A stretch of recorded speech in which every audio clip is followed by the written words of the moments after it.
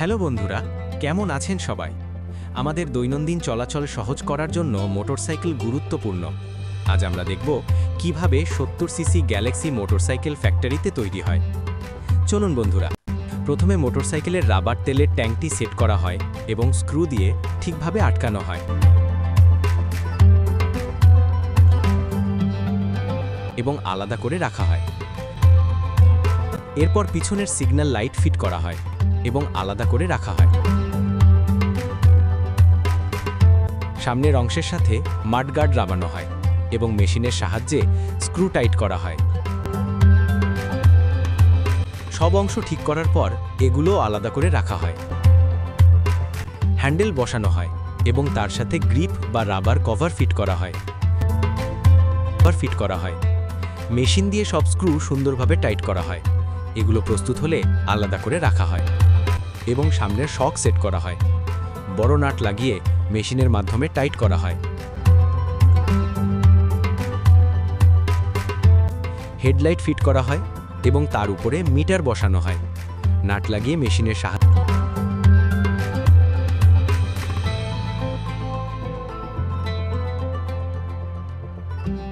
Handle বার ঠিকভাবে বসানো হয় এবং স্ক্রু দিয়ে টাইট করা হয়। সামনের চাকা লাগানো হয় এবং হাতুড়ির সাহায্যে সঠিকভাবে পজিশন করা হয়। এরপর পিছনের চাকা বসানো হয় এবং তার সাথে পিছনের হাইড্রোলিক শক ফিট করা হয়। পিছনের মাডগার্ডও সেট করা হয়। এক এক করে কেবেলের লাইনগুলো সংযোগ দেওয়া হয় এবং উপরে একটি ঢাকনা লাগানো হয়। এরপর পিছনের ফ্রেম ঠিকভাবে বসানো হয়। ইঞ্জিনের সব পার্টস একে একে বসানো হয় এবং মেশিন দিয়ে স্ক্রু ও নাট টাইট করা হয়। ভেতরে ছোট চেন লাগানো হয় এবং আরও কয়েকটি যন্ত্রাংশ ফিট করা হয়। এরপর ইঞ্জিন কভার লাগানো হয়। সব নাট মেশিন দিয়ে শক্তভাবে টাইট করা হয়। মূল ইঞ্জিনটি মোটরসাইকেলের ফ্রেমে সেট করা হয় এবং সব নাট মেশিন দিয়ে শক্তভাবে টাইট করা হয়।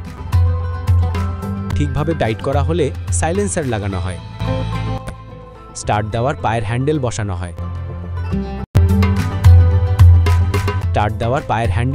হয়। চেন কাভার এবং সামনে ইঞ্জিন কাভার লাগানো হয়।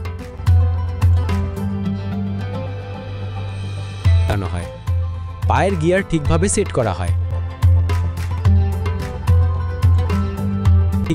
করা হয় এবং পিছনের হাইড্রোলিকের নাটগুলো টাইট করা হয়।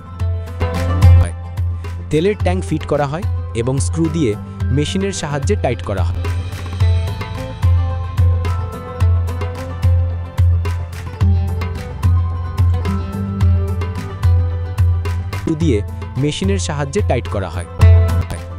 তেলের ট্যাঙ্ক ফিট করা হয় এবং স্ক্রু দিয়ে মেশিনের সাহায্যে টাইট